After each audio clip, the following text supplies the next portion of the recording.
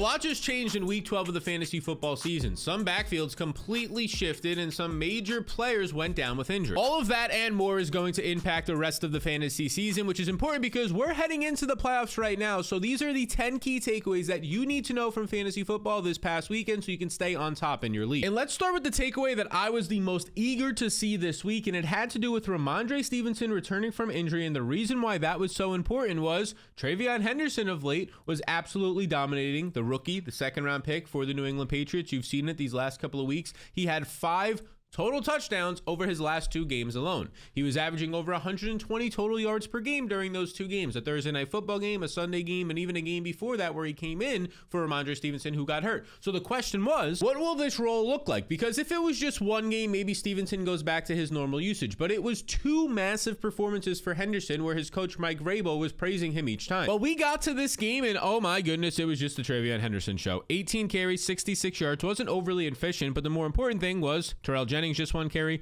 Rhamondre Stevenson just 1 carry in this game. You scroll down, Henderson had 3 catches compared to just 1 for Rhamondre Stevenson. Now, Rhamondre Stevenson was coming off of a toe injury. They never clarified if it was turf toe or not. Usually this is an injury that for most players is going to linger over a month. He only missed about 2.5 weeks or so. So there's a chance that they're ramping him back up, but there's also a chance that he'll never be 100% again this season. And obviously, if you're a TreVeyon Henderson fantasy manager, you love that. Henderson in this game played 46 snaps, 22 for Stevenson, just 3 for Terrell Jennings. If this continues to be the trend that Henderson is going to come in here and see 65% of the snaps, see 71% of the backfield carries, obviously that's going to make him a league winner down the stretch. Over his past few performances, he's already a league winner in fantasy, but if indeed he continues this into the fantasy postseasons, weeks 15, 16, 17, maybe 18 for you, even better. Now, the one thing that didn't happen in this game for Henderson with Rhamondre back, and maybe moving forward it does cap his upside in the fantasy postseason on a good offense, is we didn't see him become like the unquestioned leader when it comes to the goal line carries.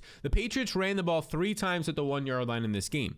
2 of those went to Rhamondre Stevenson for 0 yards and no touchdowns. 1 of those went to Terrell Jennings, believe it or not. He was literally subbed into the game. He only played 3 snaps in this entire game. 1 of them he was subbed into on the 1-yard line ahead of TreVeyon Henderson, who had 0 carries in that situation. Now, it should be mentioned that these past 2 weeks, especially on Thursday Night Football in Week 11, we saw Henderson command and have success in the red zone inside the 5-yard line, scoring touchdowns. So maybe this was just kind of like the way the game was flowing, but the fact that Terrell Jennings had a goal line carry, a 1-yard line carry out of his 3 snaps, 1 of them was there, that's a little bit concerning. It's also worth mentioning that in terms of like the performances that Henderson had this past week, he did face like the easiest matchup against the Bengals. They're allowing 161 yards per game, like 15 more yards than any other team is allowing per game. So Henderson having like 9.6 fantasy points, ideally you would have liked to see more there. Part of that probably is that he didn't have that goal line role against a pretty weak run defense. If he does have that goal line role and just cashes in on one of those 3 goal line carries that the Patriots have, it looks like a much better fantasy day of like 16 fantasy points and around 100 total yards. So at the end of the day, your takeaway here, at least from this usage, is that Henderson still looks like the lead back right now, but moving forward, we're very much going to have to see if he does lock down that goal line in red zone usage.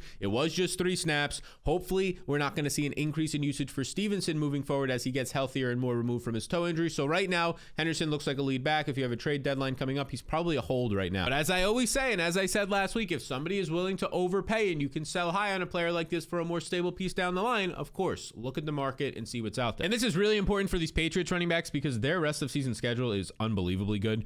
They're going to be facing at home on Monday night the Giants, the second worst, I believe. Let's look at it. We just had NFL Pro up right here.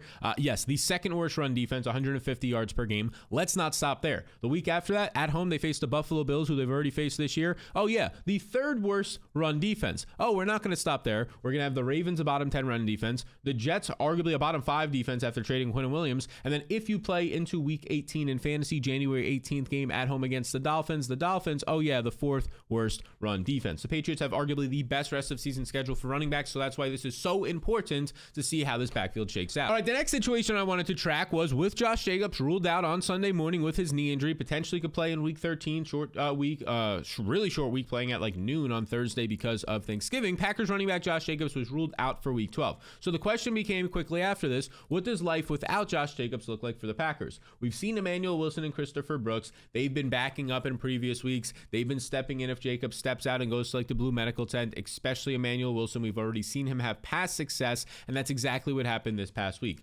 Emmanuel Wilson just continued to be an absolute dog. 28 carries. They said, oh, there's no Josh Jacobs. It doesn't matter. 28 carries in this game, 107 yards, multiple rushing touchdowns in the red zone. You scroll down, this is a guy who had a touchdown last week for the Packers. He had a key 2-point conversion against the Giants as well, so they obviously trust Emmanuel Wilson. He adds in 2 receptions for 18 yards. This dude, off the bench as a backup, and I get it, he filled in last week when Jacobs didn't come back for like the whole second half. He had 30 touches in his first start this season. They trust this guy with their lives, the Packers. Now, you could actually see when you look at the snap counts, according to Player Profiler, according to PFF, it was like a split backfield. 37 snaps for Emmanuel Wilson, 29 snaps. Like, watching the game, you wouldn't think that Christopher Brooks was getting 29 snaps. Now, towards the end of the game, this was a 3-score lead for the Packers. They put in Malik Willis in the fourth quarter with like 6 minutes left, and the running back on the field during that time was Christopher Brooks. So he did probably get, out of these 29, like 6 to 9 of them were garbage time is what I would say,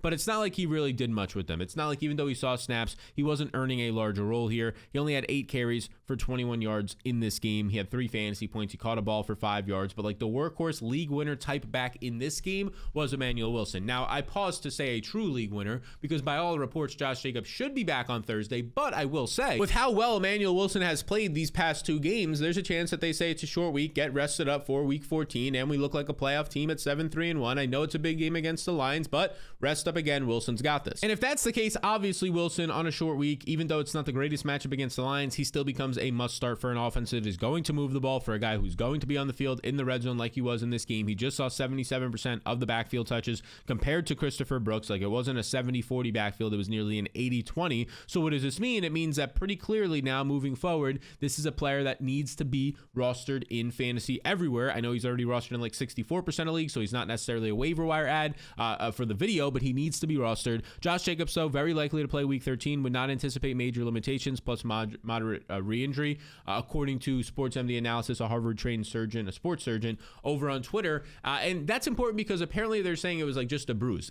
It wasn't a bone bruise to the knee, like just literally a bruise. So maybe there was just too much swelling for him to go out there, and it would just make things worse, and he would end up missing what they consider probably a bigger game against the Lions on Thanksgiving Day. So moving forward for Emmanuel Wilson, maybe he gets some extended playing time or even a start against the Lions, but he needs to be rostered in all leagues because we now know that if something happens to Jacobs, who's been dealing with so many different injuries this year, this knee injury, he was dealing with a calf strain earlier in the year for like 4+ weeks. If something ever happens to him down the stretch, the Packers have a solid schedule for the fantasy postseason. They'll have the Bears twice heading in, and to start the fantasy postseason, they'll get a matchup against the Ravens, and then they would also get a matchup at week 18 again against the Vikings if your league plays that far. And we just saw Emmanuel Wilson against the Vikings, 30 touches, 100+ yards, 2 touchdowns. And the next situation we have to talk about is very important. This happened in the 4 o'clock slate of games. Alvin Kamara, he got an MCL sprain in that game. This is according to Nick Underhill over on Twitter. He ended up leaving this game, not returning, so a knee injury. He did avoid a major injury, but we'll see how it progresses. He says he could take a little bit of time, but we know that it's nothing serious or life or threatening, not life threatening, but of course not life threatening either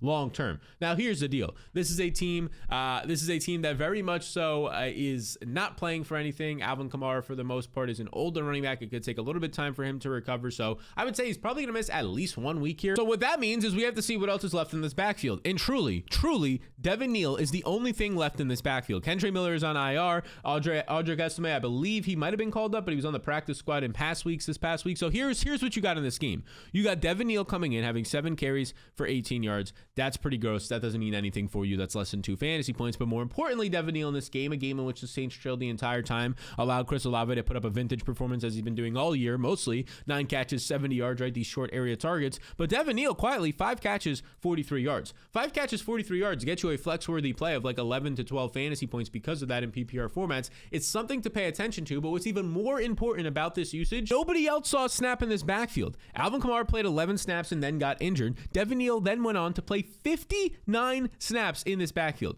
59 snaps is absolutely insane, especially for a rookie running back. There was nobody else that they trusted to get the ball in this game. They said, Devin Neal, you're going to be the guy who's going to take on as many carries as we can possibly give you right now, and that's what you got in this game. This was a guy playing over 80% of the snaps. Once Alvin Kamara left, he played 100% of the snaps and saw 100% of the backfield opportunities. Now, if you're not familiar with Devin Neal, he's a 6th-round pick out of Kansas. He's a 5'11", 213-pound back. He's actually looked pretty good in his limited run these past couple of weeks since Kendre Miller went down with injury, but more importantly, importantly, he's just kind of like your stable back. He reminds me a lot of like Ray Davis, maybe not the exact same type of player, but Ray Davis in Kentucky, Devin Neal at Kansas. They were always so consistent every year. They rarely like fumbled the ball. They always picked up production. 3 straight seasons to end his college career of at least 1,000 rushing yards. Finished off strong with 1,200 in his final 2 years, averaging 6.1 yards per carry that time, 17 touchdowns per season. He was also able to catch the ball with 20 receptions in 3 straight years, which is solid for a college running back. 8%, 11%, and 10% target shares. All pretty good. He played 4 years in college, and usually with like these 4-year starters, maybe they're coming out like, and they're already 23 years old. I believe that was the case with guys like Rachaad White. Not the case here. Even Ray Davis, who I mentioned, not the case here. He came out at 21 years old, so he went to college very young, like just turned 18 when he got into college. So this is a player that he's been productive in college.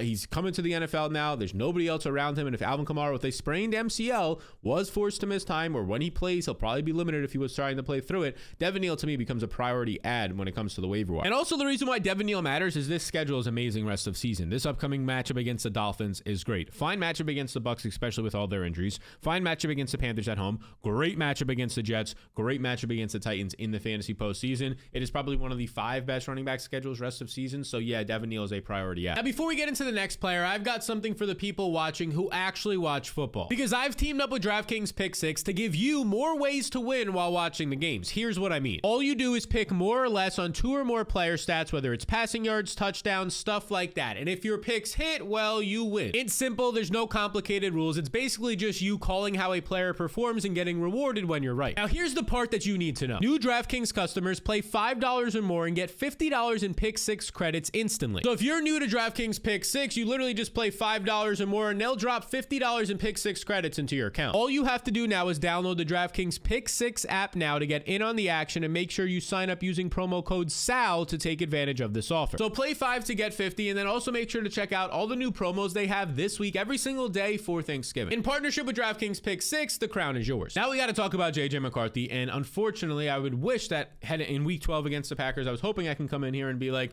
yes, finally JJ McCarthy has turned the corner. This helps guys that we really care about in fantasy football, Justin Jefferson, Jordan Addison, the running backs to a lesser extent at this point, but man, oh man, that just was not the case. I probably have never seen a worse offensive performance at the quarterback position, at least in a long time. Maybe it is recency bias, but man, if you watch this game, 12 of 19, 87 total yards. And it's not like he got injured. He didn't get injured in this game. They didn't bring in another quarterback. This was the full complement of snaps the entire fourth quarter, all the way throughout the game. And all he mustered was 87 yards, 2 interceptions. One of them was pretty gross. Both of them were not great. 12 of 19 in this game. I mean, this was a game where the Green Bay Packers, from the beginning of the game, literally the first drive of the game, they score a touchdown. They led the entire time. They led by 2 to 3 scores basically the entire second half, and they still did not trust JJ McCarthy to throw the ball, to the point where he only threw 19 times. Now, in some of those situations in the second half where they were trusting him to throw the ball, he threw interceptions, so maybe that's why they didn't trust him to throw the ball all that much. But the Vikings in this game, I mean, they only ran the ball 20 times. They only had 19 overall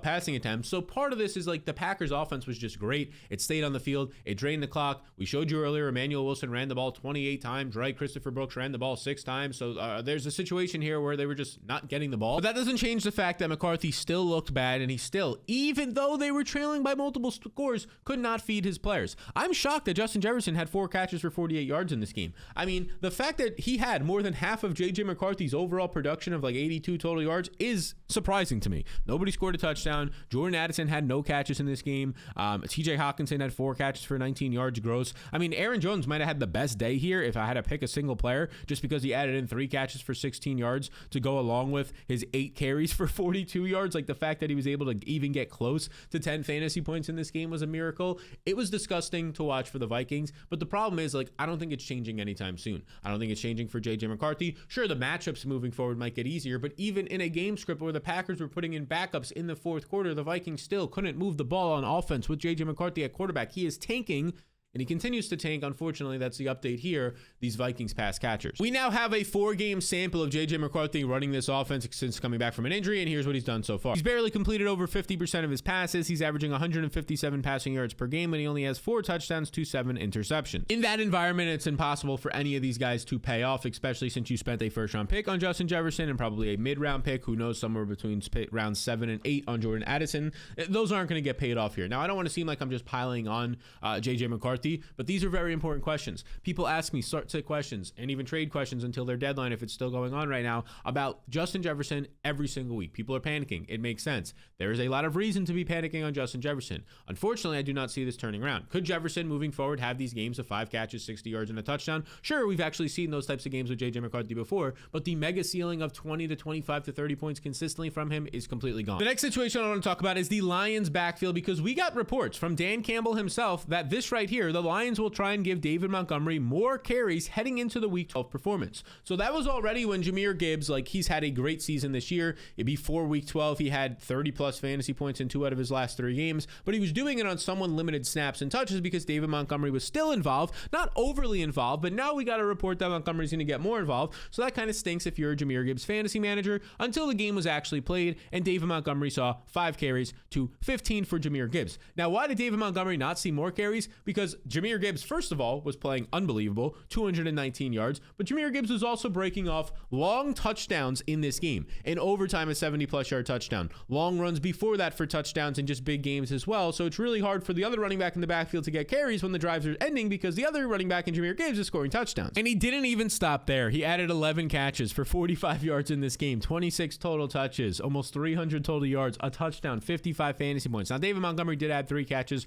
for 19 yards, but in terms of like this, give Montgomery more carries, get closer to a 50-50 split, with Dan Campbell in his 3rd game as the offensive coordinator calling the plays, at least in this contest, did not happen at all. Montgomery still was not involved. To the point where even the snaps don't look good for David Montgomery. 51 of a possible 69 snaps. That's 74% of the snaps for Jahmyr Gibbs. One of the highest snap totals he's seen in a game in his career when David Montgomery is healthy. To David Montgomery, just 23 snaps in this game. Gibbs ended up seeing 77% of the backfield opportunity. So yeah, you now have David Montgomery coming out here and only getting this past week 9 touches now in back-to-back games. He has really not taken off in terms of, when we look at his overall usage from a carry standpoint, hasn't really taken off this year. Like, there was the one game where he kind of commanded it. I believe that's when he was at home and his sister was in the crowd and all that, right? 11 carries, 11, 12, 9, 18. That was this game right here with multiple touchdowns. But since then, 4, 13, 11, 15, 6. Like, this is kind of disgusting at this point in terms of like what we're looking at. This was 6, by the way, in week 11. This past week, he only had 9. So you're looking at games this year with just 4, 6, 9 overall carries in games, not getting involved overly as a pass catcher. Jahmyr Gibbs, it was mentioned in training camp in August that he's taking on a bigger role, and that's exactly what's happening. Now, moving forward, I wouldn't be shocked to see a game where Gibbs gets 12 carries and Montgomery gets 10, and Gibbs gets activated as the receiver as he has for basically his entire career so far, but this was an encouraging sign to see that he could get just absolutely commanding type usage. Now, it sucks that he had to do it in a game to get 300 yards to just see this type of usage, but maybe moving forward, they're like, oh yeah, let's keep getting that guy who just absolutely dominated for the best performance of the year, topping what Jonathan Taylor did in week 10 overseas. Yeah, let's get that guy the ball more. Next situation I want to look at is Chris Godwin, because he actually somewhat surprisingly returned from his fibula injury, and they said he would be limited in this game. Now, let's see what happened in week 12 on Sunday night. If you watch this game, I mean, you probably didn't watch it long. 34-7, the Rams absolutely dominated. Baker Mayfield gets injured in this game, so that leads to, on offense, everything stinking, absolutely stinking. I mean, it was bad already before the injury. Mayfield attempted 19 passes for just 41 yards against this Rams defense, but overall, Teddy Bridgewater comes in, 15 attempts, just 62 yards. It was gross on offense for this team. They barely threw for 100 total yards on 34 attempts. They completed only 50% of their passes, so that just sets the context for why what I'm about to show you is very disgusting. Everybody here. Emeka Egbuka, just 3 catches for 32 yards, right? Tez Johnson, once again, just continues to score touchdowns, so he's somewhat fantasy relevant with 11 fantasy points. Chris Godwin, just 2 catches, 9 yards. He does earn 5 targets in this game. More importantly, though, I wanted to look at what the usage will be for Chris Godwin. And the usage in this game for Godwin was exactly what they said. It was pretty limited here. He plays 25 snaps overall in terms of the total snaps at a 75, so you're playing like around 40%, 35% of the snaps in this game, but it's kind of hard to get a true read on that. They said he would be limited coming off of the fibula. He ended up re-injuring it in some ways, right? He had discomfort or whatever, but this is also a blowout, a game where his quarterback got hurt. There's a chance that they said, we got you your 25 snaps. You're not going to play more. Maybe they were going to let him play 50 to 60% of the snaps and just not get a whole complement of snaps. So it's really hard to tell. And I mean, at this point, it's really going to depend on what happens with this Baker Mayfield injury. Like the update we got last night was that x-rays on his shoulder were negative, but now he has to go and get an MRI. So we know it's nothing bone. He didn't break anything. He didn't fracture anything, at least from what x-rays showed. Sometimes they don't show everything. So we have to go see what did he do? Did he tear something? Did he pull something? Is he going to miss 1 week? Is he going to miss the rest of the season. That's really going to matter here, because I'll be completely honest with you, if Baker Mayfield is not out there and it is indeed going to be Teddy Bridgewater behind center, I don't want any of these wide receivers. Emeka Egbuka goes from being probably a top 20 player rest of season to somebody that, I mean, you're going to start because he's on your team, but I don't really want on my team. And Chris Godwin probably becomes somebody who's on the bench and can be dropped if Baker Mayfield does not return. Now, if Baker Mayfield does return and Godwin gets ramped up, there's a chance for the fantasy postseason. He is a flex option for you. So the takeaways from Godwin's usage is it's exactly what they told us it would be. Maybe it would have been a little bit better if Baker didn't get hurt and this wasn't a blowout. Next situation we have to talk about is the Seattle Seahawks backfield, because we saw in week 11 at least, Kenneth Walker had his best fantasy performance of the season, over 20 fantasy points, looked like the better back, was taking on more of the usage. And heading into this week, we got kind of similar stuff here. Kenneth Walker, 11 carries, 71 yards in this game compared to Charbonnet, just 6 for 35. Now, Charbonnet once again did score the touchdown in this one,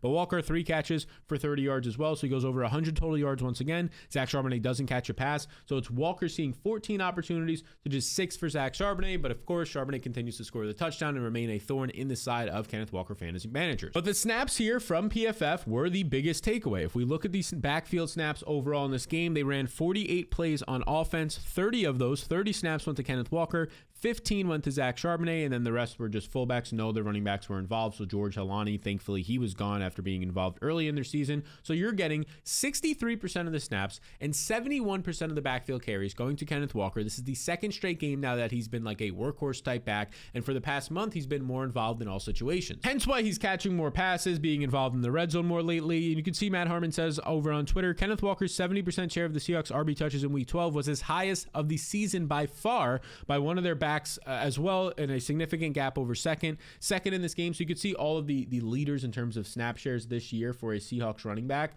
If we scroll over here, Kenneth Walker has had the 4 highest snap shares, running back touch shares, I would say. So backfield carries, 70%, 59, 56, and 55. So it's good to see that Walker's getting all those, but no other game was he at 60%. This past game, he got over 70% at 71%. So this is very good to see, because if we get vintage Kenneth Walker back that we haven't seen since weeks 1 through 9 of last year before his injury, that's a good thing, because last year when he did that, in weeks 1 through 9, right, those 7 games that he played during that time, there's a bye week in there. He ends up getting injured, I believe, in week 9. He's averaging 19 fantasy points per game. He's a top 12 running back in fantasy. Between his rush attempts and receptions, he's averaging nearly 19 touches per game, 88 total yards per game. I mean, during that time, he was only playing like 65%, or seeing 65% of the backfield opportunities, not even 70+% like he's recently seen. You can also see this tweet from Jacob Gibbs over on Twitter, a great Twitter follower. Make sure to follow him. He says, Kenneth Walker has outsnapped Zach Charbonnet now in 4 straight contests. These are their snap shares every week. The blue line is Kenneth Walker, so you could see that earlier in the season when these were closer, this means that they were playing pretty similar snaps. And since then, it's just been all Kenneth Walker. We've seen positive reports from Mike McDonald as recent as last week saying like,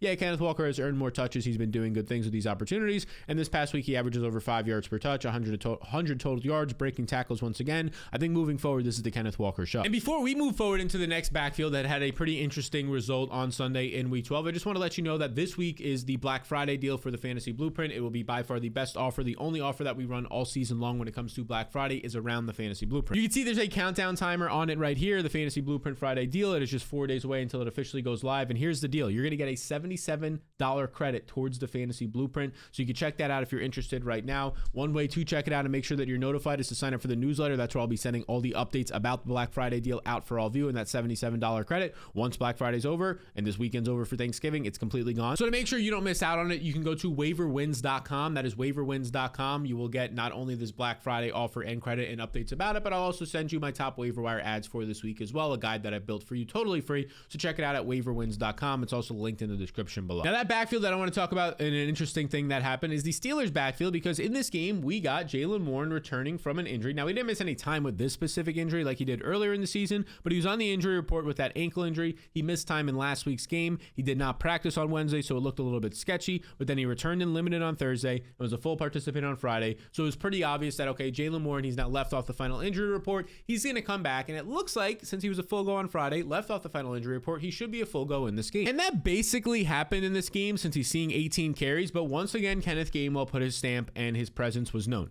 10 carries, 92 yards, though 55 of those did come on like this sneak tush push play where he was stopped at the 1 yard line, and it was a pretty impressive play. So it's somewhat skewed in terms of his overall usage there, but once again, 6 catches for 30 yards for Kenneth Gainwell. He saw 16 opportunities in this game. over 120 total yards. He continues to be involved as a legitimate flex option, and even with Jaylen Warren is healthy, like he was in this game right here, Jaylen Warren with 18 carries, no catches for Warren in this game, Gainwell continues to be somebody that you can start in fantasy, especially since we still have the bye weeks. Some big teams on bye in week 14 as well. The 49ers, McCaffrey, Tyron Tracy, and the Giants will go on bye. So if we look at the usage here, though, it was a split backfield. Kenneth Gainwell plays 37 snaps, Jaylen Warren 36. Now, the easy way to say this is just because, okay, Jaylen Warren, well, we're on the wrong camera there. There we go. The easy way to say this is just because Jaylen Warren was banged up coming into this game with an ankle injury. That's why it was a 50-50 split. And that's probably right. But there was already signs before this injury, before week 11 when he initially banged up the ankle, that Kenneth Gainwell was being more involved in all situations, especially passing situations, which happened this past week where he caught 6 passes compared to 0 receptions for Warren. I mean, we got in this game 23 routes run for Kenneth Gainwell, just 11 for Jaylen Warren. We got in this game a 50% snap share split, like a 50% opportunity share split for the most part. This was a pretty interesting spot. So, like, moving forward, yeah, I do think Jaylen Warren is still the lead back,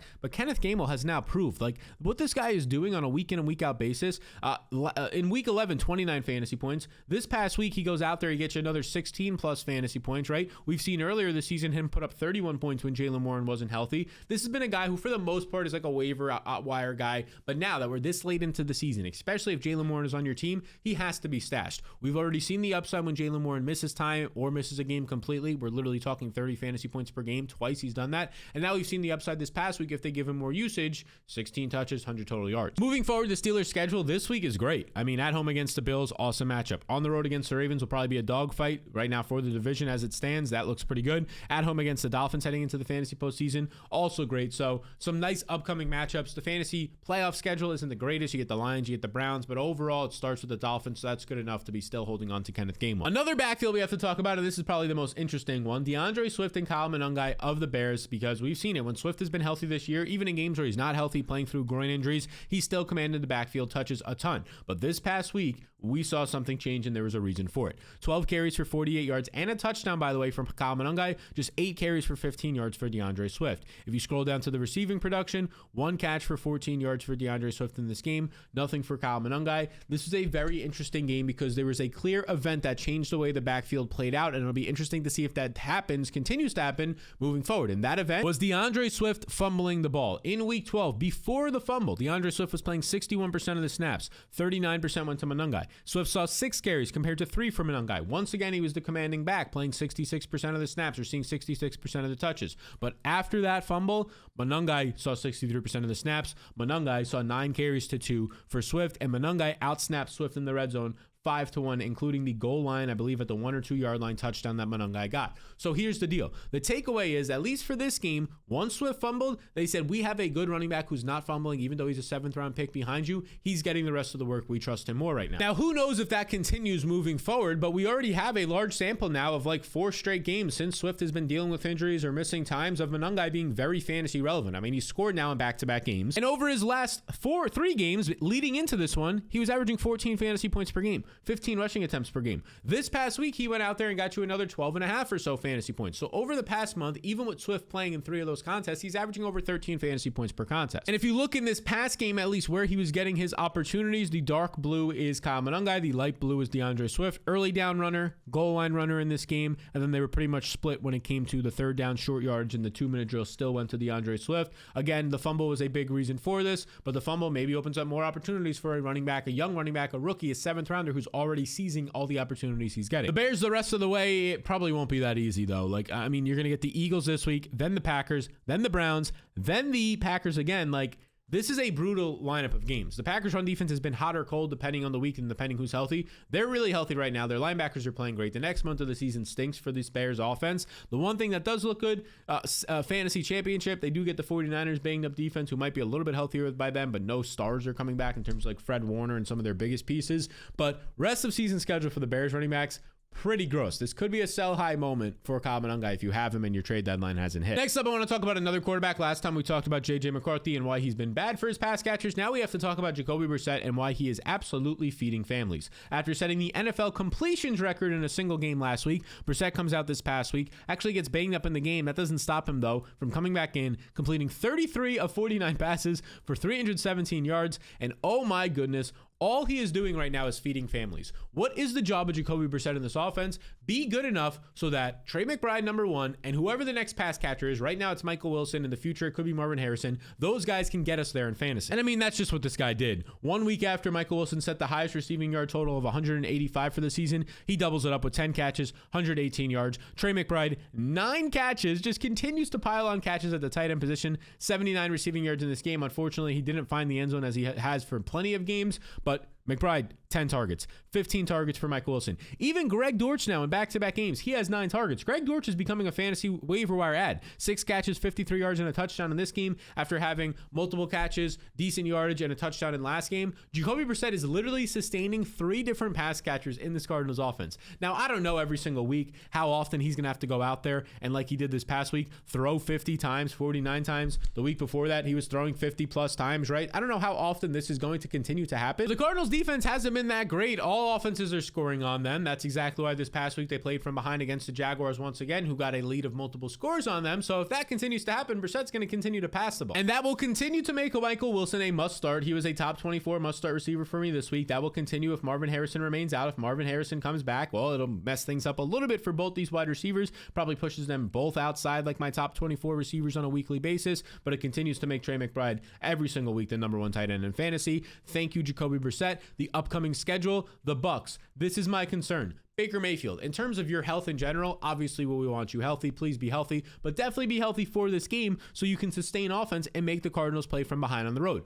Then you get the Rams. They're definitely playing from behind in that game. You get the Texans. These are tough defenses, sure, but if they're playing from behind, you're going to get soft matchups where it leads into the fantasy postseason and good matchups against the Falcons and an amazing matchup in championship week for Trey McBride, Michael Wilson, Marvin Harrison, Jacoby Brissett against the Cincinnati Bengals defense. So from the bottom of my heart, I would just like to say that with Thanksgiving being this week, I am thankful for Jacoby Brissett. I'm also thankful for all of you tuning in for this video, so I appreciate it a ton. Later in the week, we're going to have our normal schedule, and that will be tomorrow. The next video will come out. The waiver stat for week 13 heading into the fantasy postseason. This one is very important, so be sure to check it out. Actually, some pretty decent names on the waiver wire we've been getting these past couple of weeks. That video will help you dominate waivers. So once it's out, check it out right there, and I'll see you all in the next one.